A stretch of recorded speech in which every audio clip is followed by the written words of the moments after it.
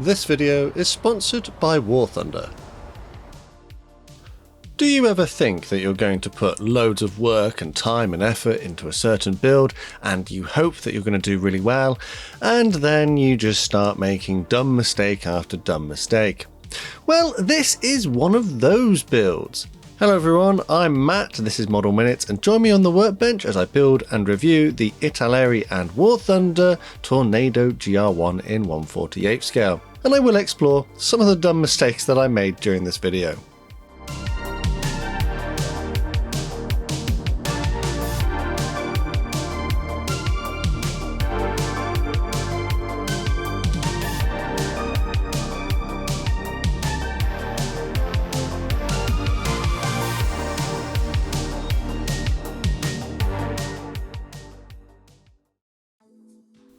For a deeper dive inside the box of this kit to check out its contents, including the decals, instructions and plastic parts, not to mention the extra bonuses that you get from War Thunder, check out my dedicated unboxing video.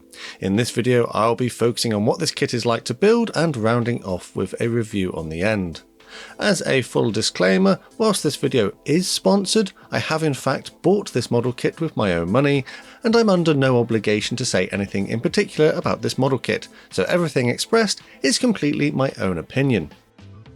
As usual, I'll put a list of the products I used on the screen now to give you an idea of the kind of things you might want to go and get if you fancy replicating what I've achieved here.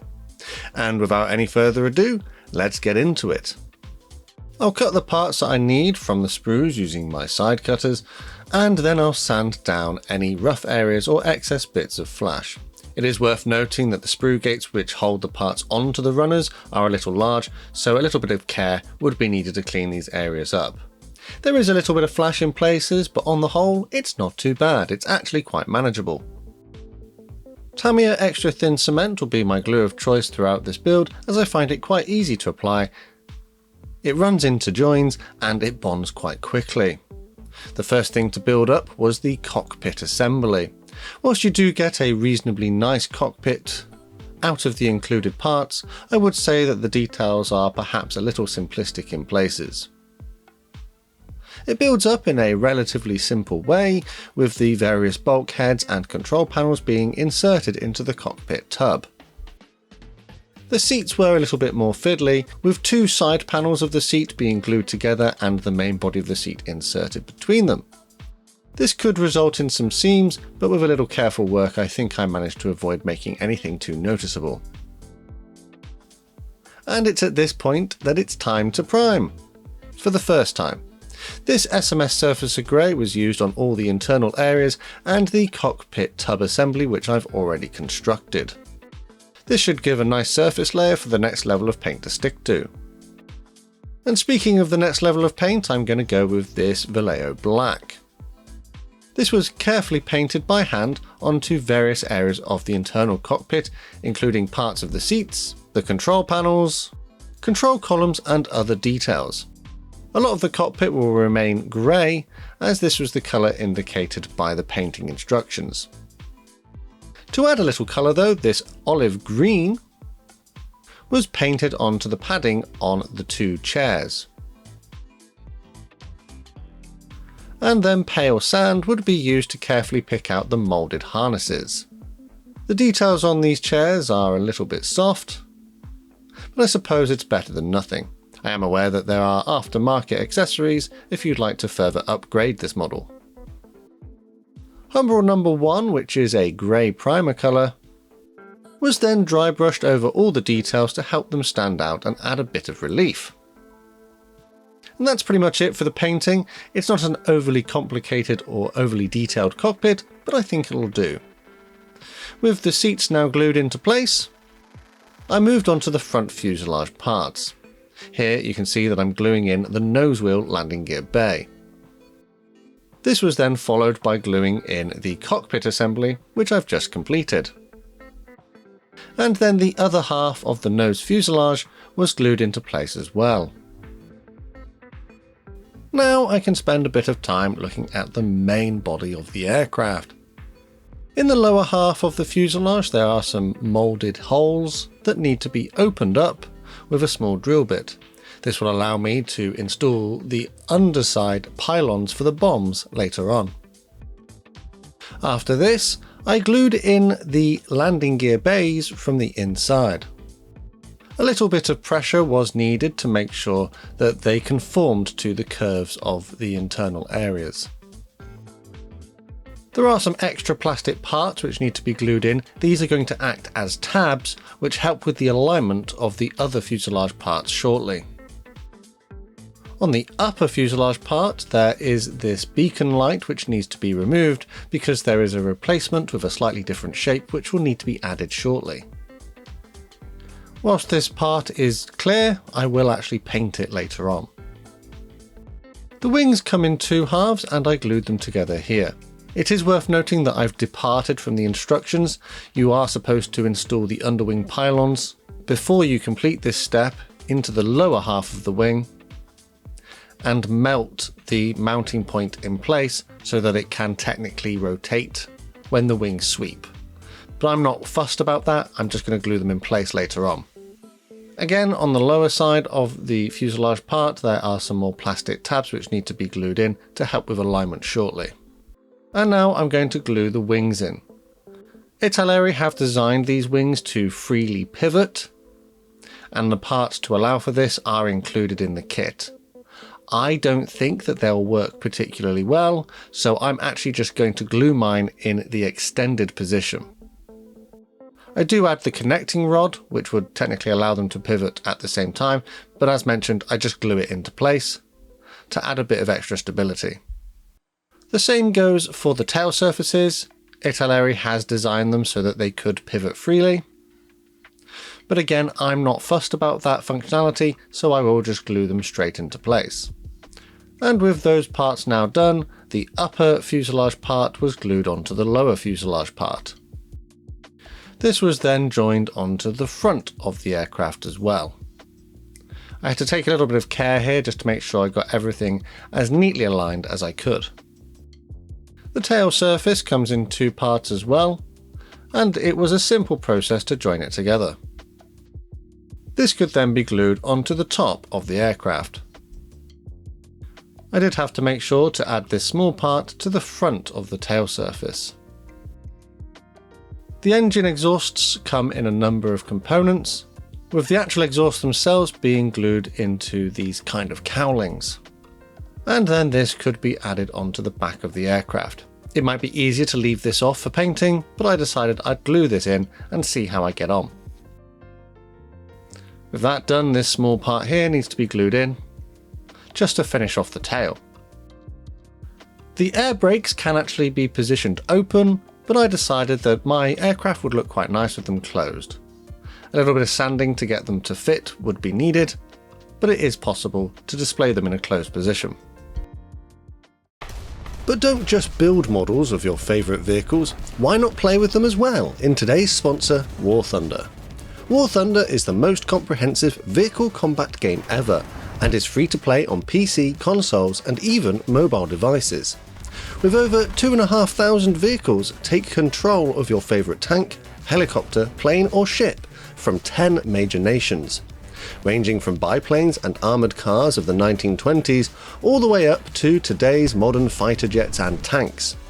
I have spent more than 4,000 hours playing War Thunder since its release, mostly in the realistic game mode. If you would like something a little more casual, the arcade game mode offers fast-paced action and simplified physics, whilst simulator mode ups the realism and increases the challenge. Become fully immersed in intense combat thanks to War Thunder's incredibly detailed vehicles, realistic graphics, and authentic sound effects. But it's not just the vehicles that are detailed though. The damage model calculates individual shells and missiles, resulting in specific parts of your vehicle being destroyed. And the X-ray view lets you inspect the damage and learn how to avoid it next time. Join a worldwide community of over 95 million players, taking part in epic PvP battles. With a sheer wealth of high-quality in-game content, this game is perfect for fans of military history. So, play War Thunder for free today using the links in the pinned comment or video description.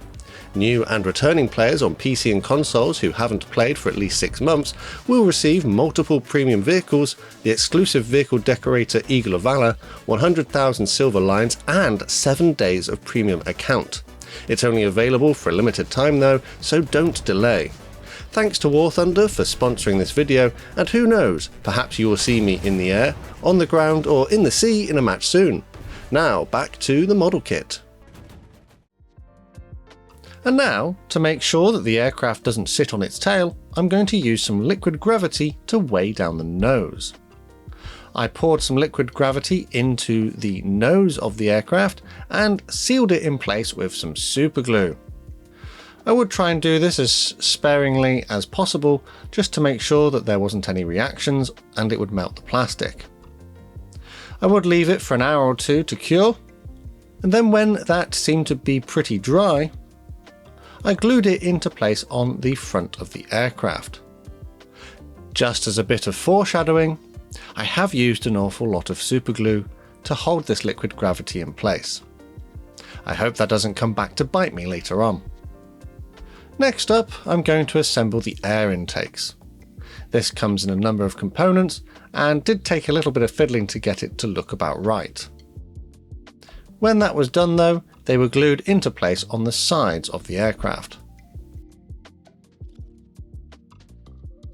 Inside the cockpit you can see that I've painted a few little extra areas in black, and this small clear part for the heads-up display was glued into place. And then with that done, I glued into place the cockpit canopy. Just a small amount of Tamiya Extra Thin would be run along the seams just to hold it in place. And this may be my first mistake. Not using the glue, that's not the mistake, it's adding it now. If you'll remember, I've used a lot of super glue inside of the nose to hold the weight down, and those fumes have got nowhere to go, so I'm sure you can guess what will happen later. Not being aware of this at the time though, I carried on with the build, with these probes being glued onto the sides of the aircraft, and also the air-to-air refueling probe. You do get the option to display this extended if you would like, but in my case I've gone for the retracted version. The gun barrels also need to be glued into their housings on the lower side of the model, as well as this component here. I presume this is something to do with the weapon systems. Those holes I drilled out in the lower side of the aircraft earlier on were then used to glue in the underside pylons. This was also followed by gluing in the underwing pylons as well, making sure to get the right one in the right position. I could then turn my attention to the underwing stores. This aircraft does come with a few different options. The AIM 9 sidewinders were fairly simple to construct, with the tail surfaces needing to be glued into place. The sky shadow was relatively straightforward as well, coming in a couple of halves and a few extra details being glued onto the sides. I would also assemble the drop tanks and the bombs off camera, but simply they just come in two halves and are glued together. There are a few gaps on the aircraft that I would like to address, so I'm going to use some Ammo MIG putty surfacer. This was painted into those areas which I wasn't 100% happy with. A few layers may be needed, and then when it was dry it would be sanded nice and smooth. This should help conceal any of these problematic areas. Before I can get onto any painting, I do need to make sure that I've masked the canopy. This was done using my normal process, which is to apply tape to the relevant areas and then carefully follow the canopy framework using a sharp knife. This would score along the masking tape, allowing me to carefully remove the excess and leave the actual window panes completely masked up. Fortunately, the canopy framework is quite proud, so it's relatively easy to do this, and this wasn't a particularly time-consuming step. And with that done, it's time to prime! Again. Tamiya Fine White Surface Primer was used on the lower side of the aircraft. I'm using it here to spray the landing gear bays, and all of the various components which need to be installed as part of the landing gear. The instructions actually call for this to be white, so I'll leave the landing gear legs etc. off of the kit until later on. but I'll use the included landing gear bay doors to mask up the bays on the lower side of the aircraft. With that done, it was time to prime for the third time. I'm using this Army Painter matte black primer, and this will now be applied to the entire aircraft. A couple of thin coats was needed, but it gives a really nice surface for the next layer of paint to stick to. I would also use this on all of the armament, which I built separately earlier. And now to paint this kit. Well, I've actually gone out and bought this Hataka airbrush ready paint set for RAF aircraft. In here is a desert pink, which supposedly is quite suitable for a Tornado GR.1 used during the Gulf War. The first paint that I would use from this set was the medium sea grey. I'm going to use this to add some sort of pre-shading. The areas inside of the panel lines would be built up using this colour of paint and should help add a more three-dimensional effect to the paintwork. This was a rather time-consuming step, and I don't normally do that much in the way of pre-shading. I think I may need a little more practice, but actually I'm kind of liking how it looks at the moment.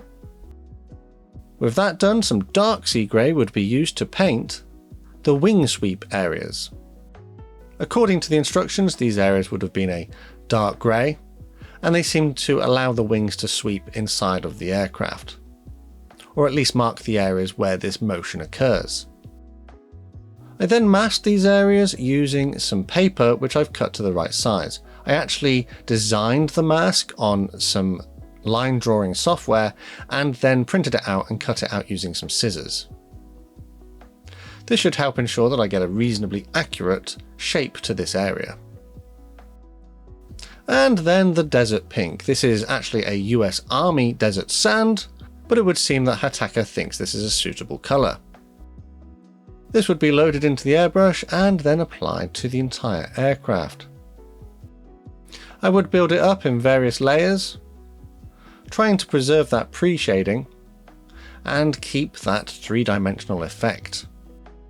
I didn't want it to be too overbearing, and I haven't got that much experience with pre-shading, but I think after a few goes it started to look about right. I would also replicate this effect on the underwing stores, which are also painted in the desert pink. When that was done, some Ammo MiG gunmetal paint was carefully hand painted onto the engine exhaust areas. I'd also use this on the gun barrels and the panels around the guns. Earlier, I did actually mask some areas of the kit which needed to stay black, and those masks were carefully peeled away at this point. So too were those homemade masks for the wing sweep areas, and they seem to have done a pretty good job. Up next, it's time to gloss the aircraft in preparation for the decals. Some Humbrol clear gloss was loaded into the airbrush and then sprayed over the entire model. This should help give a nice smooth surface. Before I get into the decals though, I will remove the landing gear doors which are currently acting as masks.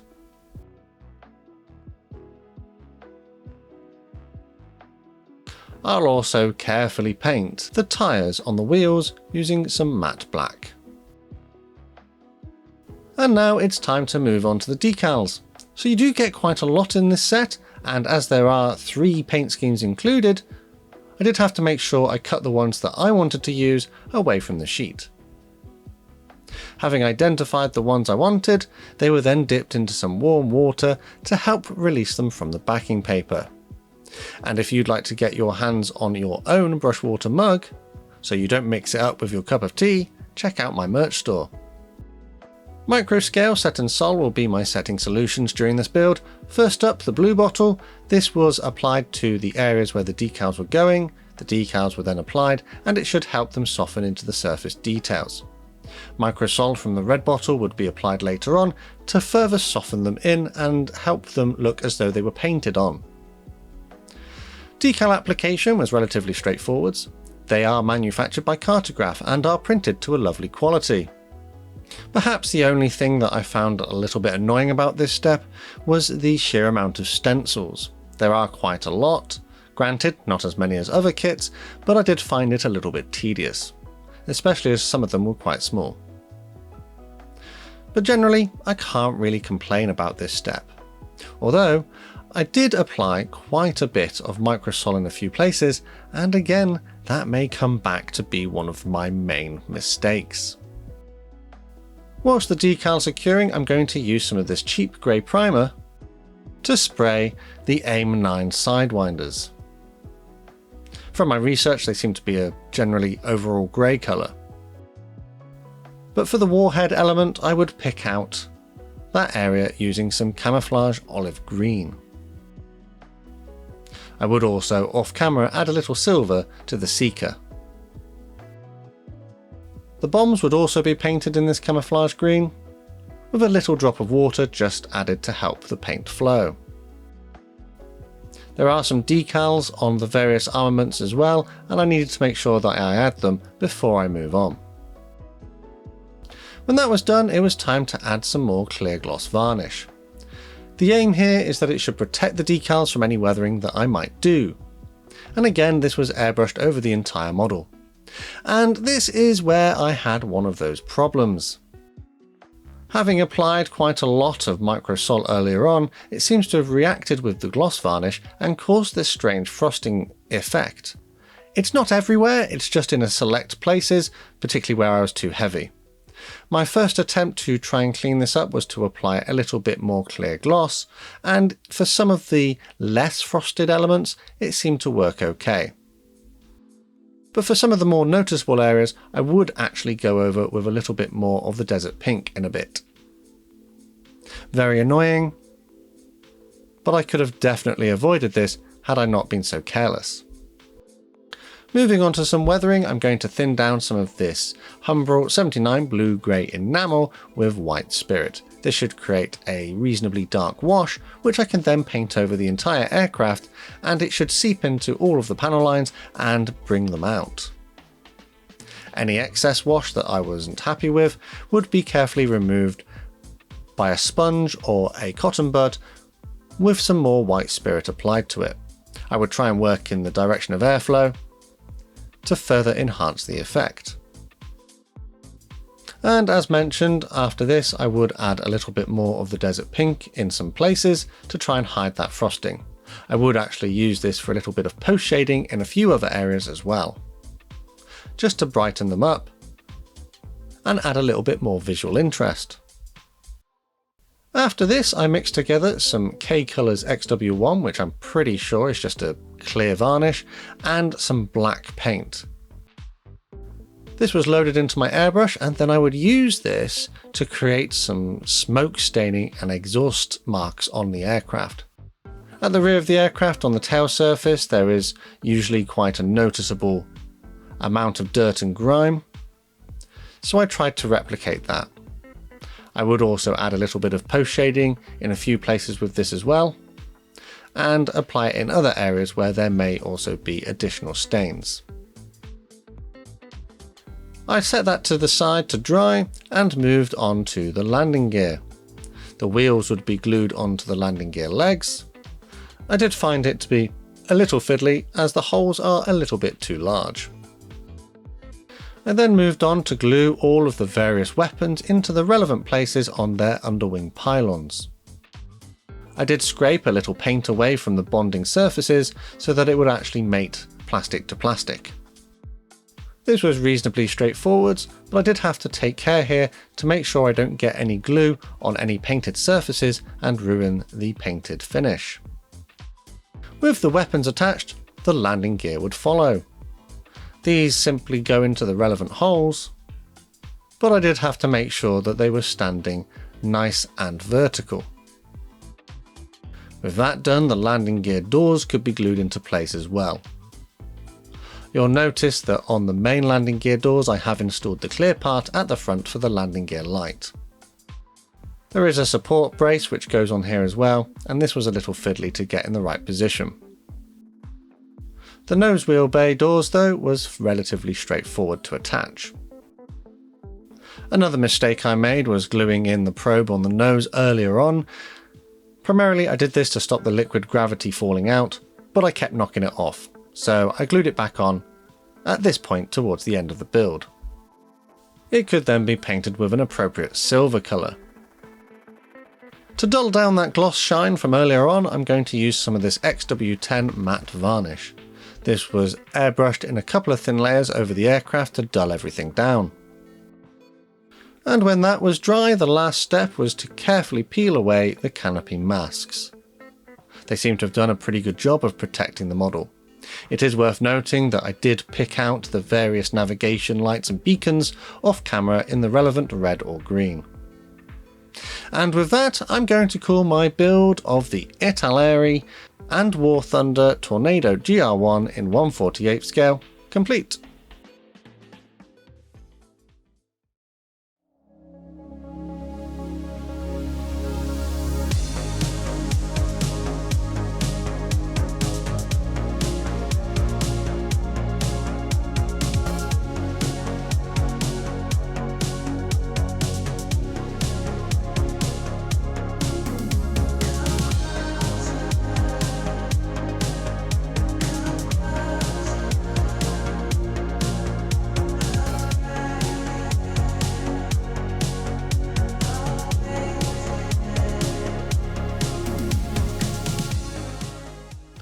And that's another build under the belt. So I feel like I really wanted to do well with this kit, and then I just made some dumb mistakes which, although not necessarily noticeable if you aren't looking for them, I know they're there and I feel pretty stupid for having done them. So let's talk about some of the really simple ones. First up, there are some antennae just behind the cockpit. They're in the wrong place. They're like a whole panel forwards compared to where they should actually be.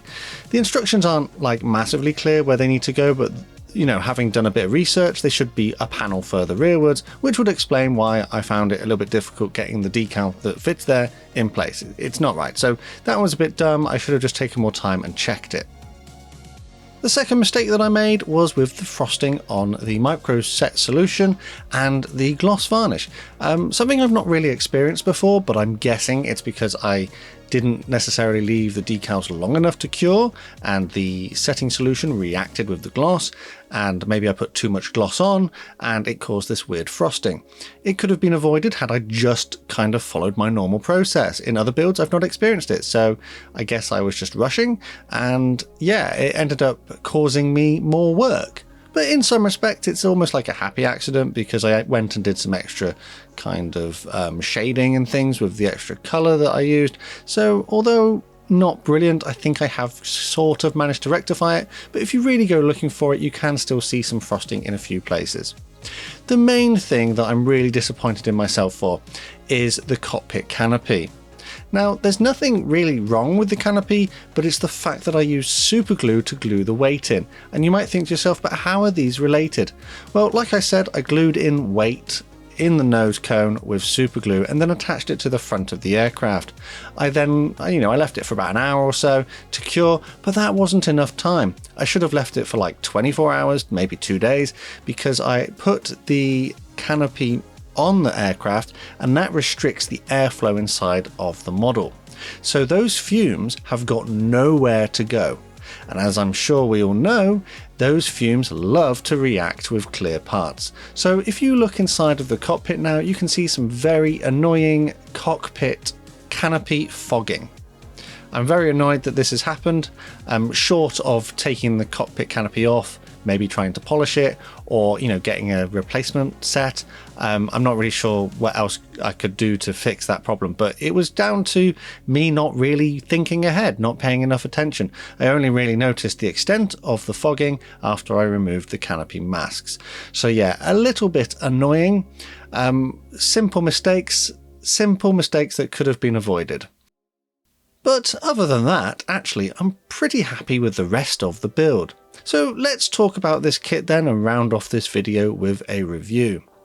This kit is a 2025 release from Italeri and comes as a War Thunder collaboration, featuring a model kit of an aircraft which is also in the game. So not only do you get a physical model kit, you get some in-game perks as well. And actually I have been playing with the free vehicles that they provided in the kit that I've got here, so you get like a redemption code, you put it in on the website and then you can use them on your account, and they were quite fun to play around with.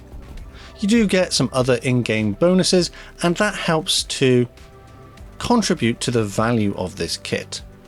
So this was a 2025 release, but actually the kit inside the box is a 1992 tooling, and Italeri aren't particularly transparent with that, which I would prefer that they were. For a 1992 tooling, it's not actually that bad.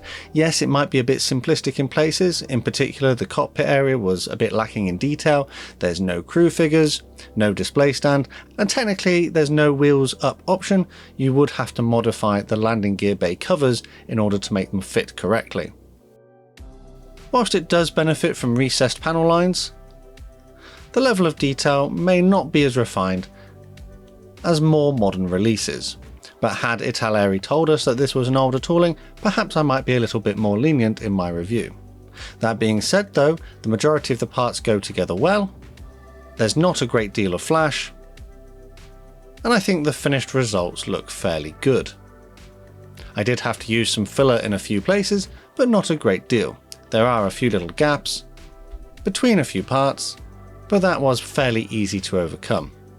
Perhaps there are some areas where this could be further improved, such as the rubber seal around where the wing sweeps back. That's not modelled, it's not present.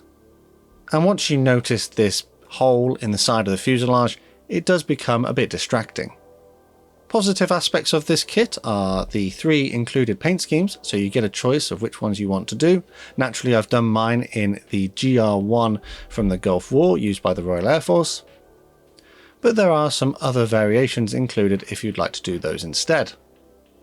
There is some slight variation on the weapon stores as well, and you do technically have the functionality of the sweeping wings, but I decided not to include that in this kit. It would be interesting to get another sample in the future and see if I can perhaps get it to kind of work, but for now I'm quite content to just leave mine in a static position. If you wanted to get your hands on one of these kits, the recommended retail price is €39 at the time I'm making this video. Converting that to GBP is just a touch under £35. Naturally, you might be able to get this for much cheaper depending on where you shop, and that would probably be my recommendation given that we do have a slightly older tooling included in the box.